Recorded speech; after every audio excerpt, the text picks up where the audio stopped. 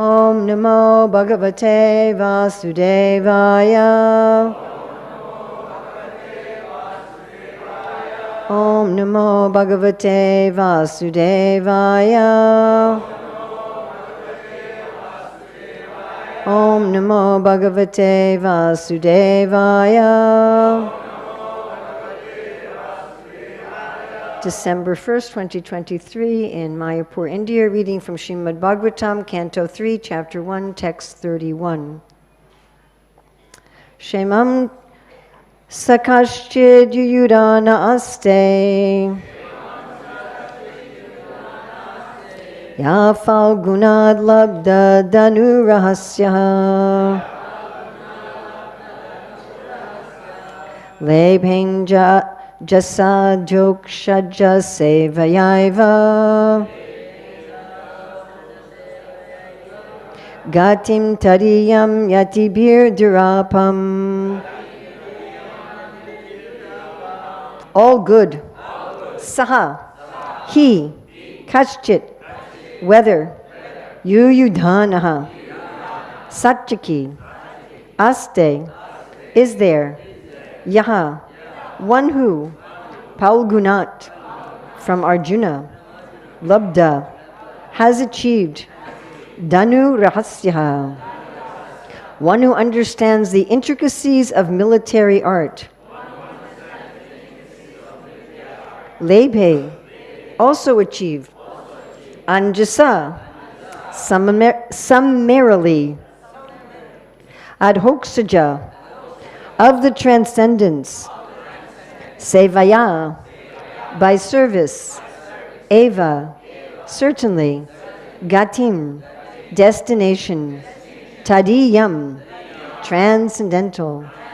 Yatibhi, by great renouncers. Durapam, very difficult to achieve. Srila Prabhupada's translation. O Uddhava, does Yudhana fare well? He learned the intricacies of the military art from Arjuna and attained the transcendental destination, which is very difficult to reach even for great renouncers. Srila Prabhupada's purport. The destination of transcendence is to become the personal associate of the personality of Godhead, who is known as Adhoksaja, he who is beyond the reach of the senses. The renouncers of the world, the sannyasis, give up all worldly connections, namely family, wife, children, friends, home, wealth, everything, to attain the transcendental bliss of Brahman happiness. But Adhoksaja happiness is beyond Brahman happiness.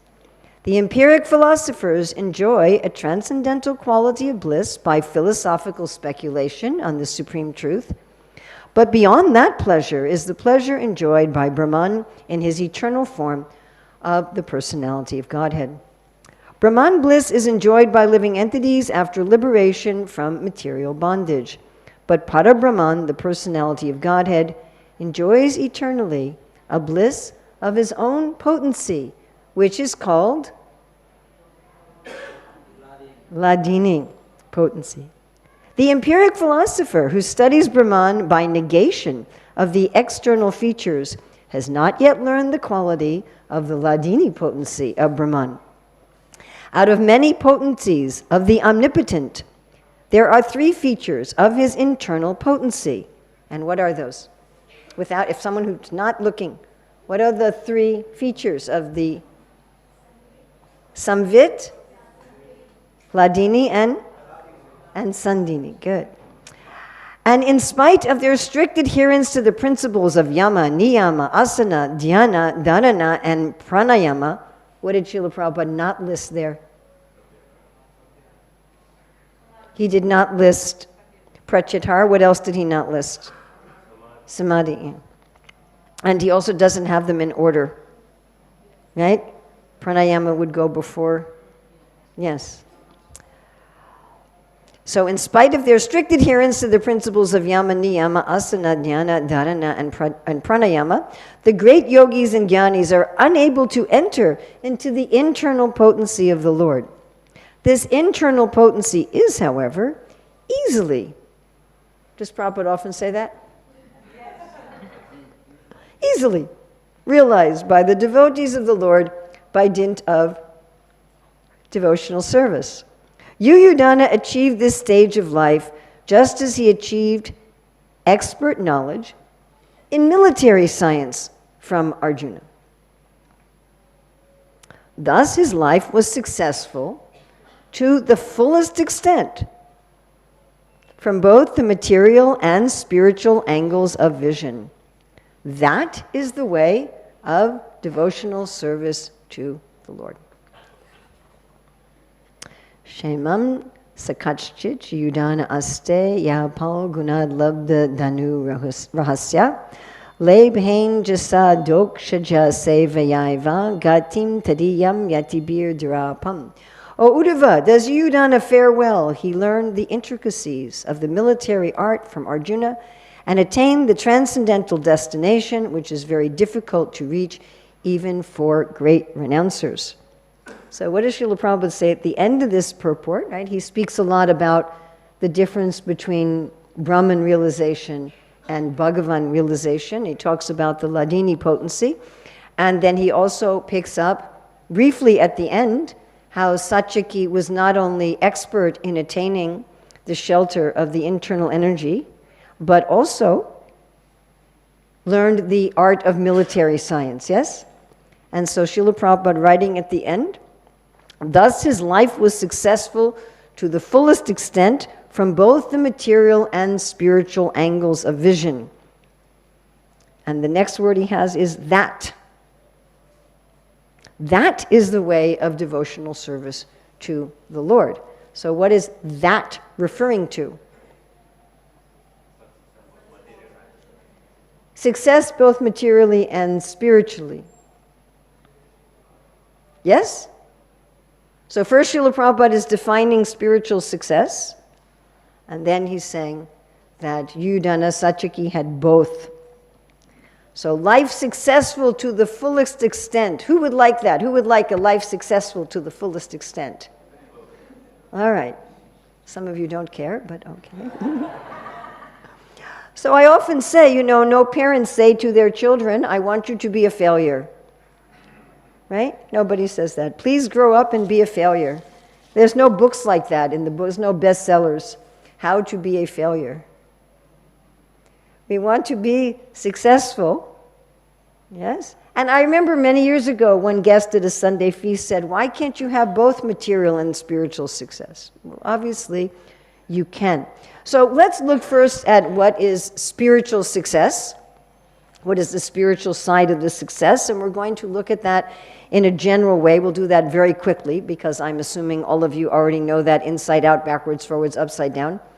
And then we're going to look at some really nice statements that Srila Prabhupada makes specifically about the hladini potency and taking shelter of the hladini potency. And then we're going to look at the material expertise and how to put that together. So the highest destination, this question was asked by Uttara of Parikit. She said, I don't believe that all the devotees attain the same destination. How is that possible? And sometimes, like Srila Rupa Goswami will say in Bhakti Rasamrita Sindhu, same destination. Kamsa and the gopis, they achieve the same destination. And Srila Prabhupada comments on that. What does this mean? You could say spiritual perfection as like one thing, spiritual perfection. But there's varieties. Right? So most religions in the world, what are they aiming for, do you think? Swarga. Yeah? Ordinary dharma. When we were in the Middle East, we visited one mosque, and there was the tour guide there was telling us all about Islamic philosophy. And the guide was saying, our goal is to go to heaven, and there we will enjoy according to how we behaved on earth. I thought, okay, that's karma kanda. So most religions are teaching like this. We want to go to a place that's better than earth, which shouldn't be too hard because this is the lowest of the middle planet, so getting better than here materially isn't very difficult. Prabhupada says in Swarga, they're enjoying thousands of times greater sense gratification. You know, their pizzas are thousands of times better than our pizzas. Yes? And they live for a very, very, very, very long time. There's that nice story in the Mahabharata, I forget his name, he was offered to go to Swarga, and he was asking questions about it. And you know, you live for a long time, and then your garland starts fading. And then when your garland starts fading, has this one started fading yet? Then you know your time is up. You know, on this planet, your eyesight starts going, your hair color goes away, you know, your hearing goes away, your tasting, everything. Gradually, it's not just your garland, like everything fades. So there's just the garland, then you fall down to earth. And he said, well, I don't want to go to some temporary situation. I reject this. And Sanatana Goswami is describing, right? He described Gopakumar becomes a king on the earth, and then he becomes Indra, and then from there he goes to the higher planets, he goes to the Prajapati's planets, and he goes to the Gyani's planets, and he goes to Lord Brahma's planet and becomes Lord Brahma, and he goes to the coverings of the universe. So most religious people have no idea above Swarga, right? They haven't read that part of the Brihad Bhagavatamrita, so they don't know all these other.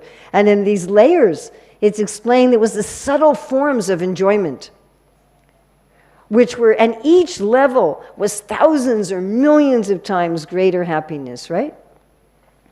And then from there he goes, I'm simplifying it, he's coming and going often, but he goes to the Brahman, and that was actually kind of scary. He was like, I'm going to merge into the Lord, and he was meditating on his mantra. And after the Brahman, who does he see? Anyone know? Shiva. He sees Lord Shiva. Right? And those people who think that Lord Shiva is God, there's a lot of them in India, and some outside of India. And then he sees the Vishnu Dutas, and who are they? And Ganesh takes him aside and says, the devotees of Lord Shiva don't know there's anything higher. Don't tell them. This is just for you, you know. And then he goes to the Vaikunthas. And in Vaikunthas, right, he's not so happy. And from there he goes to Ayodhya. And from there he goes to Dwarka. And finally he goes to Goloka Vrindavan. Again, I'm giving a very shortened rendition. But that these different levels.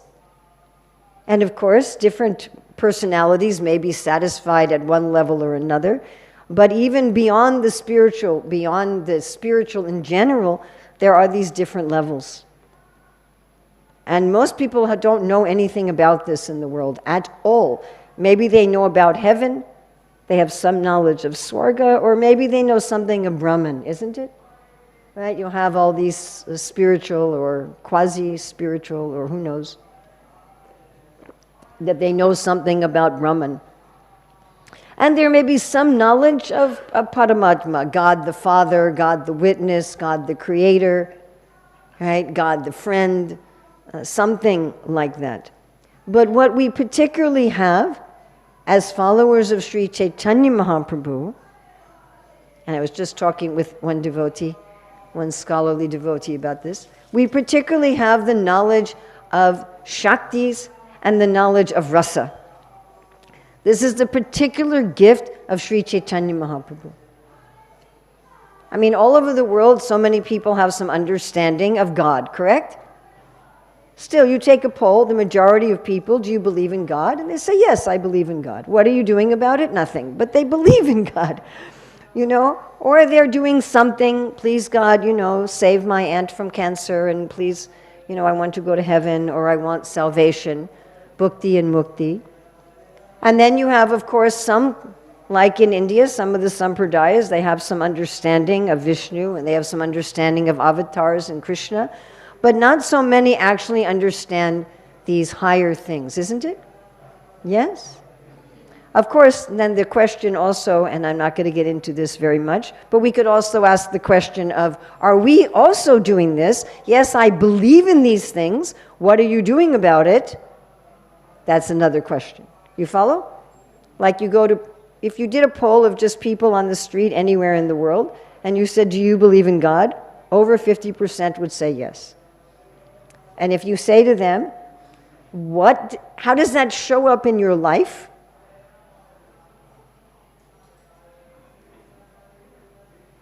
You're going to be very little, or even almost not at all. So this next topic we're talking about, we're going to go a little bit into the Shakti, because Prabhupada's talking about that here. So the question we should be asking ourselves, is this simply a theological or philosophical construct by which we can think, oh, I know so much more than everybody else on the planet? Or is it something that we're actually doing something about? Does that make sense? Yes? So please let's think about that as we're going through this. So I wanted to turn to Chaitanya Charitamrita Adi Leela chapter 4, where Krishnadas Kaviraj talks about the hladini Shakti. He's talking about Sri Chaitanya Mahaprabhu's internal reasons for incarnating, and I'm just going to read some pieces of here. Starting with text 59, Srila Krishnadas Kaviraj is using this word, hladini nama. Her name is Hladini. Swarup Shakti, Hladini Nama. And then in text 60, Srila Krishnadas Kaviraj Goswami makes what I find to be a very astonishing, wonderful,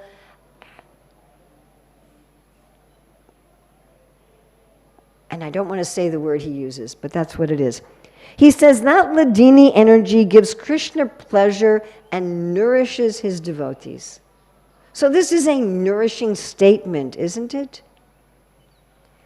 Isn't that what doesn't the mother nourish the child? Yes. The mother gives pleasure to the father and nourishes the child. She nourishes the child in the womb. She nourishes the child with her milk. She's giving nourishment to the child. You know, people think, and the main reason that one remains a conditioned soul,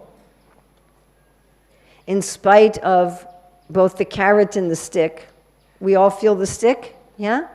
Adidaivik, Adibhotik, Adiyatmik, everybody experiences that every once in a while, right? Sometimes. In spite of how miserable it is having a material body and being in the material world with other materially conditioned people who also have material bodies, and how miserable our false ego is making us, and how miserable other people's false ego is making us, and how enchanting, Prabhupada says we should be captivated by this information, how captivating the spiritual world is, still we may not really be wanting to surrender because we're thinking, well, just Krishna's the enjoyer. Bhaktirang Jagatapasam. He's enjoying everything, and everything I do is meant to be given to him to enjoy, and what am I going to have? So we're being beaten by Adi. It's not just me that's suffering, right? Okay. So we're experiencing the material suffering, and we're all attracted to Krishna. If we weren't attracted to Krishna, we wouldn't be here in Mayapur Dham sitting here, correct? So we're attracted to Krishna, and we're suffering on the other side, and still we're thinking, I don't really know if I want to surrender to Krishna, because with him, what's in it for me? I'll surrender to Krishna, and what will I have? I'll just be there. Krishna, you're the enjoyer. And many times, I'm sorry to say, in our Hare Krishna movement, devotional service is presented like that the more you're suffering in service, the more advancement you're making. If you do something you hate, and you're bad at, and it's against your nature, but you're doing it to make Krishna happy, then that's a sign of your surrender. And so, we sometimes have this concept that Krishna's the enjoyer, like some kind of a despot, I wonder in the other religions of the world who talk about God sending you to an eternal hell, if you don't believe in him in this one little puny life, why do you want to be eternally with such a person? Why? Like this Muslim lady said, you get to the gates of heaven and there's 3 questions you have to answer. There's an exam. Who's God? Who's the prophet? And what did you do in your life?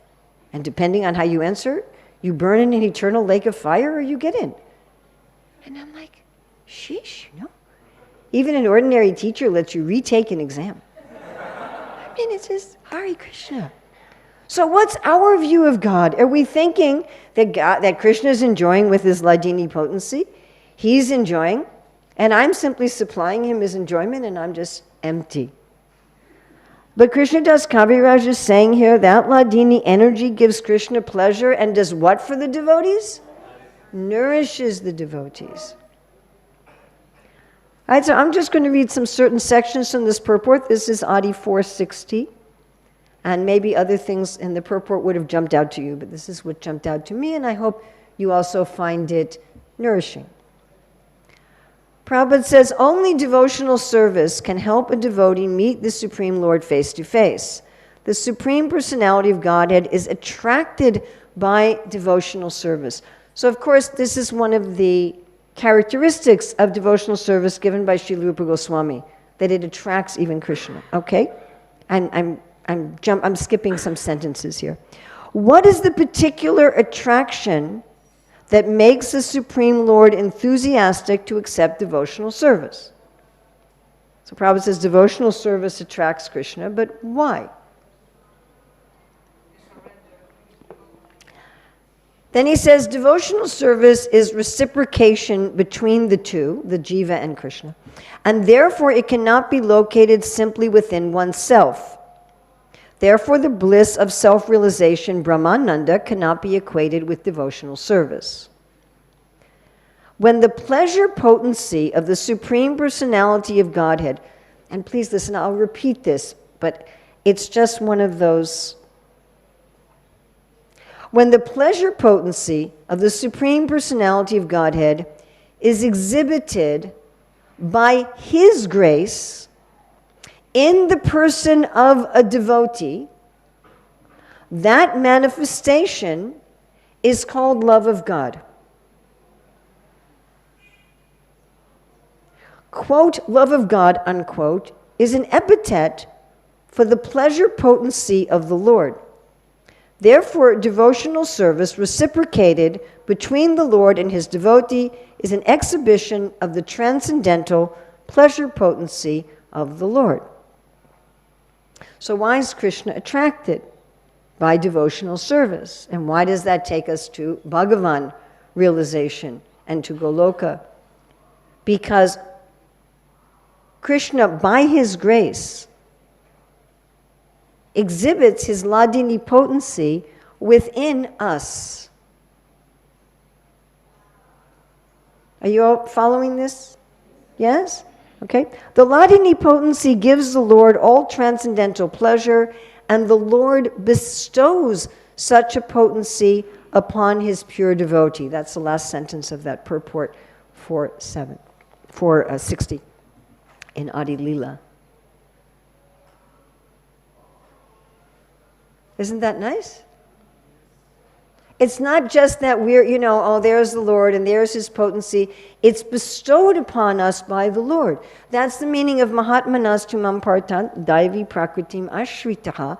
When it says we're under the shelter of daivi prakritim, it's not just that we're under her shelter, but we're infused with her energy by the Lord's grace. And therefore, we can exhibit love of God. And that's attractive to the Lord. What's attracting him is his own potency, which we are then filled with. And that also nourishes us. Something that I quote a lot because I just think it's so enlivening is Srila Bhaktisiddhanta Saraswati Thakur in quoting and commenting on the Sri Shikshastakam, Anandam Buddhivardhanam. It's an unlimited ocean. He says the jiva is limited, but when the jiva is associated with the Lord, the jiva is also experiencing this unlimited ocean. When we join together the Lord and his pleasure potency, or when we desire to please the Lord, we are also nourished by that same potency. Now, the key of understanding this is that Krishna is not envious. For myself as a conditioned soul, I'm full of envy. I want you to be smart, but I want to be smarter. I want you to be rich, but I want to be richer. I want you to be beautiful, but I want to be more beautiful. You follow? I always want to be a little better than everyone else. I'm happy to share my stuff with people, but I want to make sure that I have a little more myself. You can have a nice car, I have to have a better one. You can have a happy marriage, mine has to be a little happier. I have to be a little better. But Krishna's not envious. He has no envy. And Krishna shares with his parts and parcels, the living entity, everything. Have you ever thought about the liberation? The 4 kinds of Vaishnava liberation? One is Sharsti, where you have the same opulences as the Lord. You get practically the same form as the Lord. That's another thing from the Śrīmad-Bhāgavatam. Gopakumar kept thinking he was seeing God. No, I'm not God. But you look like God. The hladini Shakti that's filling the Lord, he's sharing with the others. And in the 5th chapter of Adi Lila, Krishnadas Kaviraj says that when Krishna's happy at seeing the gopis, they enjoy 100 times or 100,000 times more than he does. And I'm like, what? How are the devotees enjoying more than the Lord, whose enjoyment is unlimited? And someone can say, well, that's poetry. But it isn't just poetry. This pleasure of the hladini potency that fills the devotee with love of God is unimaginable.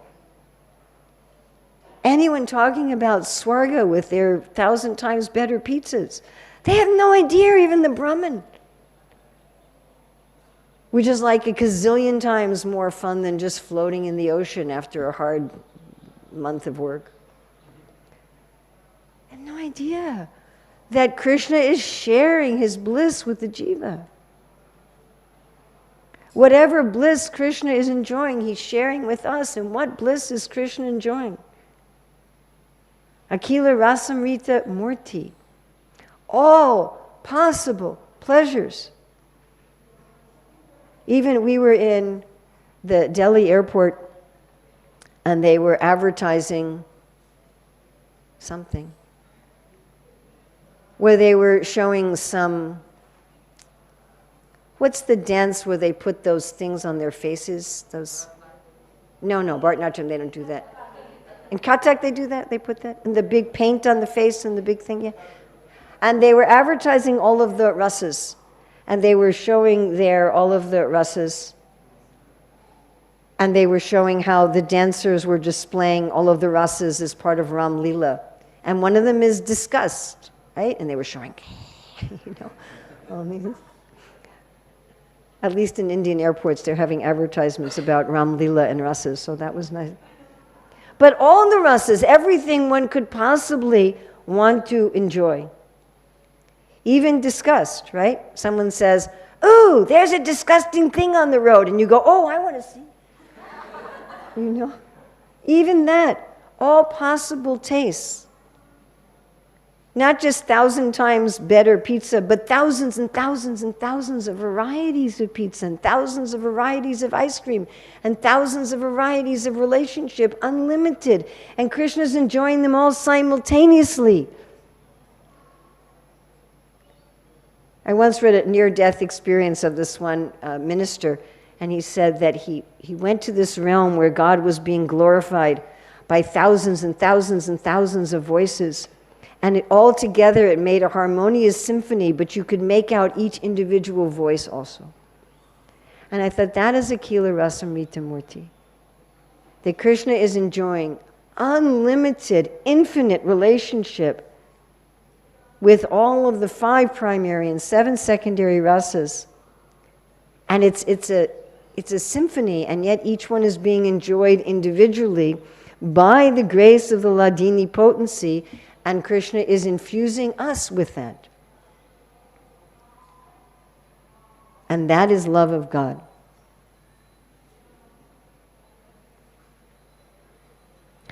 I'm going to read a little bit from Prabhupada's commentary on Adi 562. The Bhagavad Gita confirms that anyone who understands the transcendental nature of the Lord's appearance, activities, and disappearance becomes eligible for freedom from material bondage upon quitting the present material tabernacle. He can enter the spiritual kingdom to associate with the Supreme Personality of Godhead and reciprocate the hladini potency in transactions between him and the Lord. Should I read that again? And reciprocate the hladini potency in transactions between him and the Lord. So our question is, am I simply going to believe this as a really cool and amazing theological, philosophical principle, or what am I going to do about it? What can I do to put myself under the internal potency of the Lord? So of course there's some simple answers to that, as Sri Chaitanya Mahaprabhu himself exhibited this mood of the hladini potency. So taking up the mission of Sri Chaitanya Mahaprabhu and taking up the benevolent mood of Sri Chaitanya Mahaprabhu, which of course is exemplified by our Srila Prabhupada. In so many ways, he says Krishna consciousness is not narrow or stereotype. And to try to engage as far as we can, according to our present level, in selfless service, really trying to take pleasure in Krishna's pleasure. And of course, we also do this practically by how we are chanting our mantras. So we have a Hare Krishna, Hare Rama mantra, because we are not only calling out to Krishna, but we are also calling out to his hladini potency. And when we are chanting Hare Krishna, Hare Rama, we are bringing together the Lord and his hladini potency. And when we do that with the proper consciousness, then we also get nourished by that potency.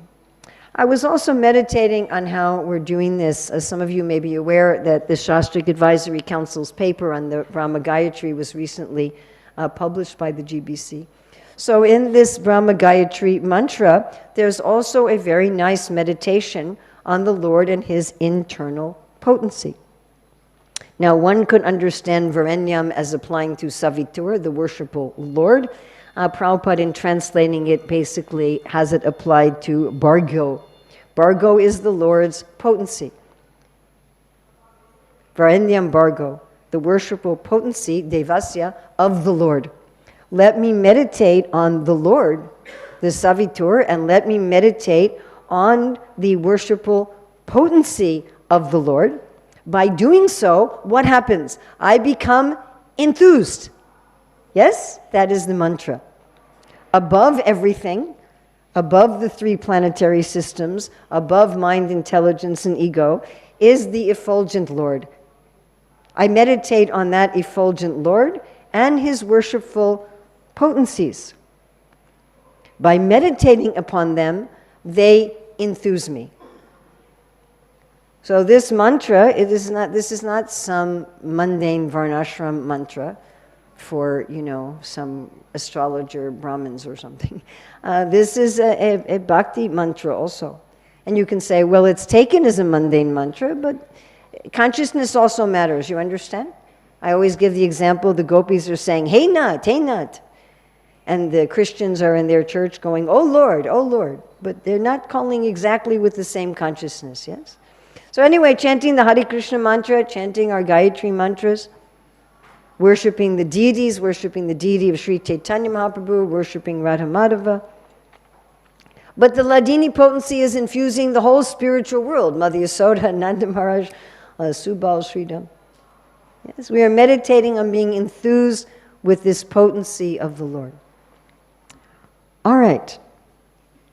But there's another thing here to being successful to the fullest extent. And we got so absorbed in the hladini potency, perhaps some of you forgot what that was. What was the other thing?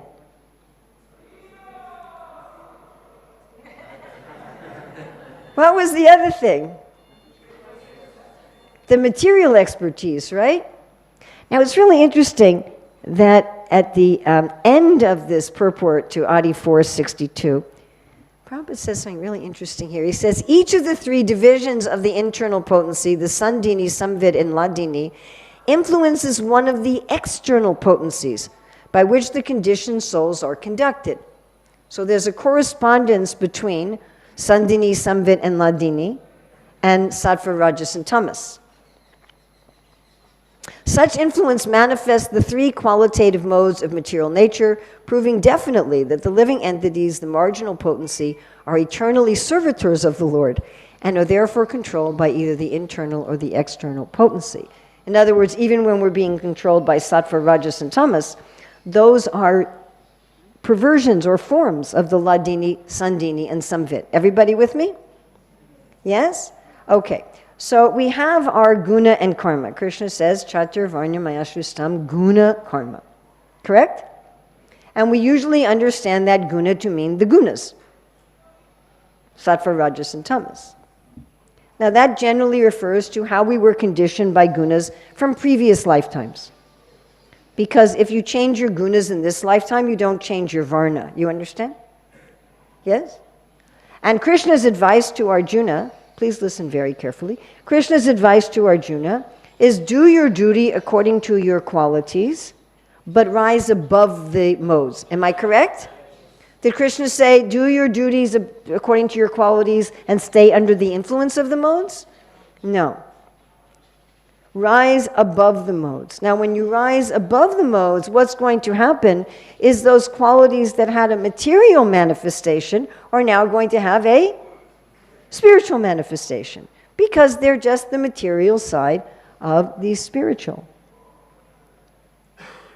Now, our spiritual perfection is that we realize our eternal nature and our eternal relationship with the Lord, and infused by the Hladini potency, we exchange love with the Lord.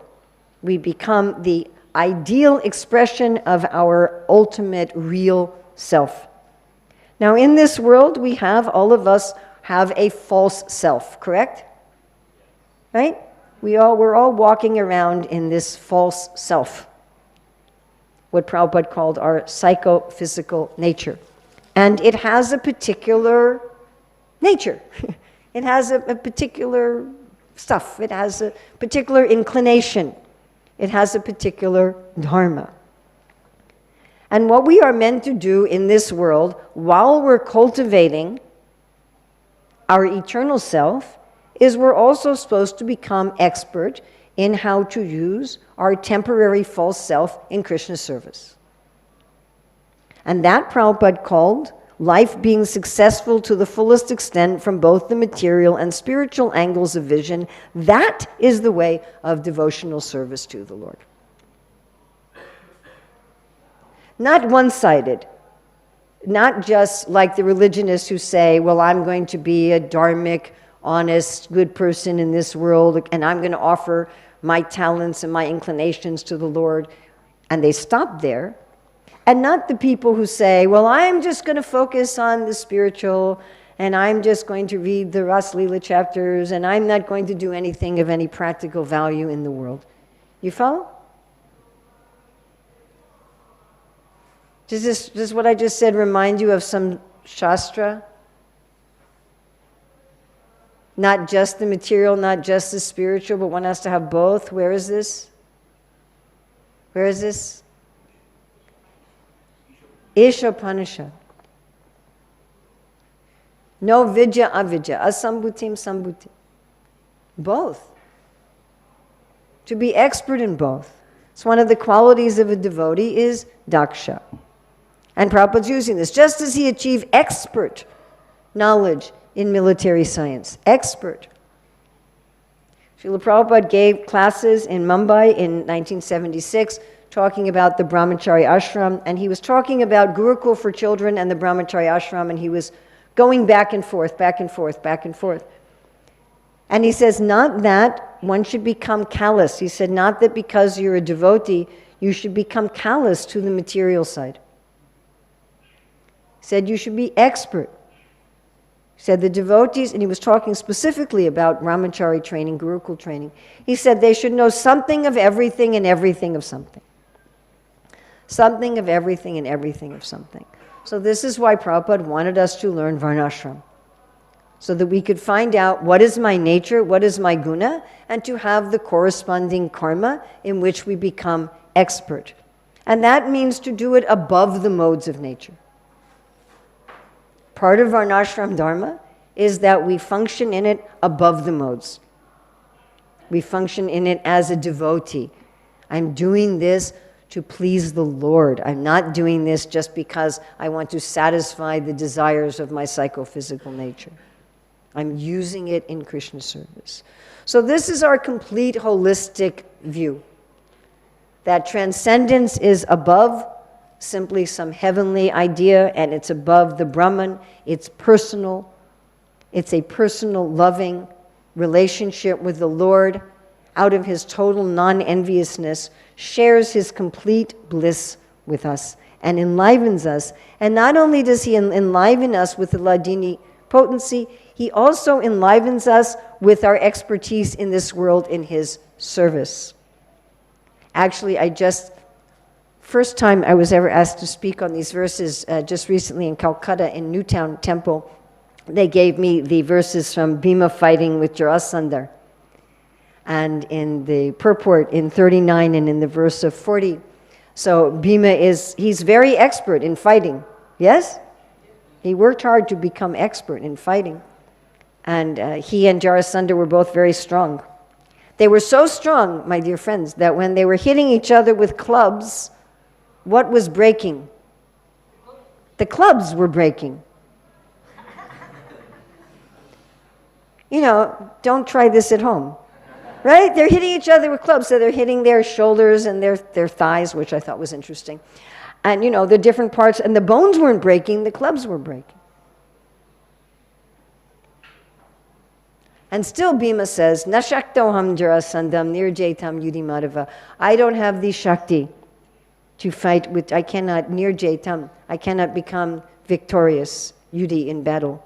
And then Krishna, apyayam swena tejasa. He gives his tejas to Bhima. And then, of course, he also breaks the grass. Yes?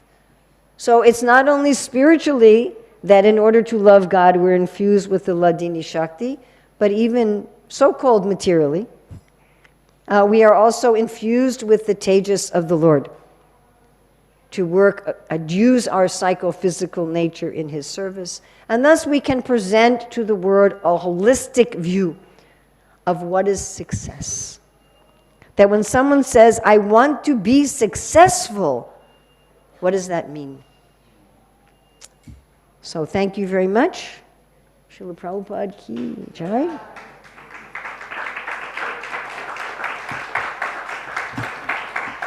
So according to my instructions here, I have 8 minutes to... Yes, Rameshwar Prabhu.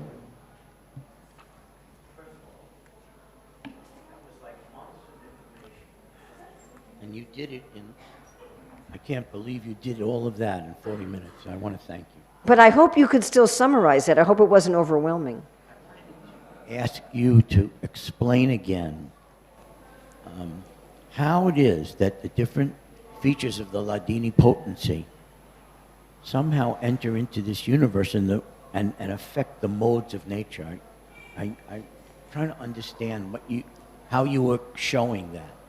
Because Srimati Radharani or Lakshmi Devi's expansion is Durga. Just like Lord Krishna expands as Shiva. So it's the same concept. They come, but they turn into what you call in India curd. They turn into yogurt. Sorry.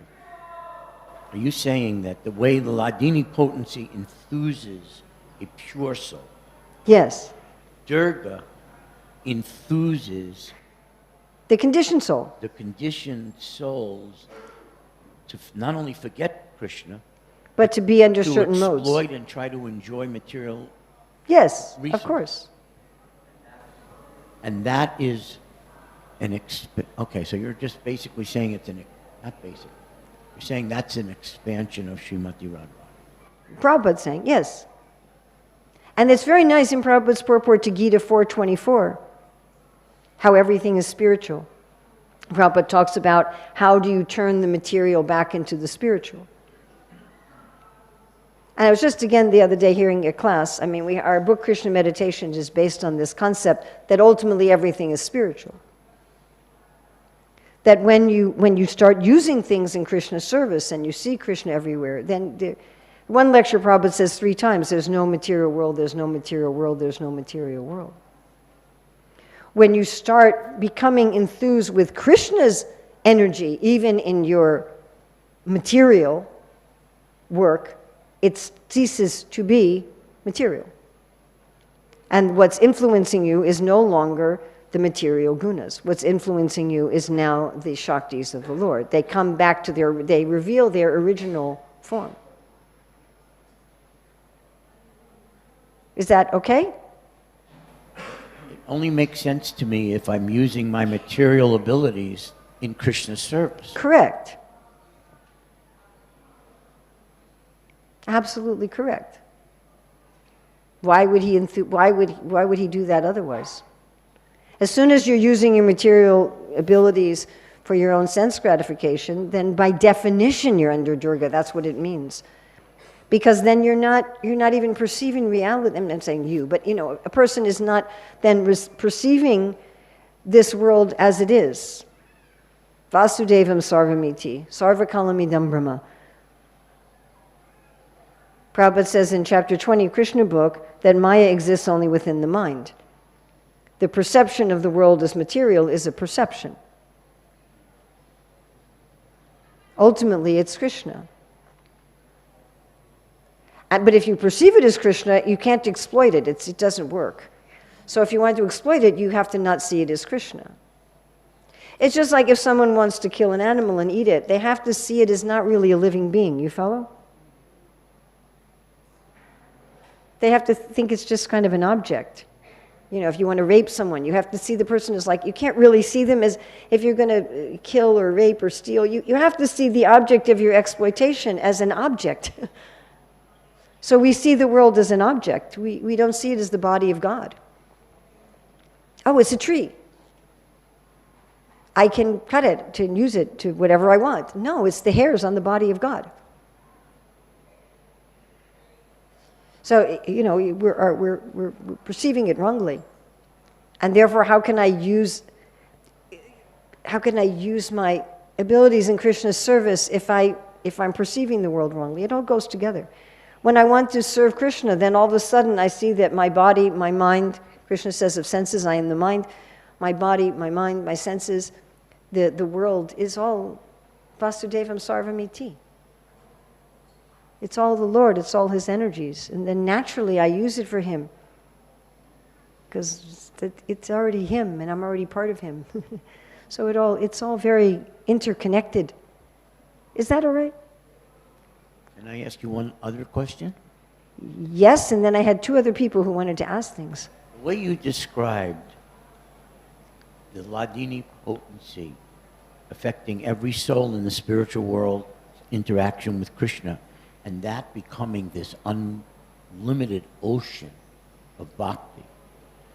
And then you described that we as souls can enter into that and we're allowed to experience that. Boy, just hearing him say that, isn't it captivating? Prabhupada says one should become captivated. Anyway, sorry. Just overwhelmed, but it was such a great description you gave.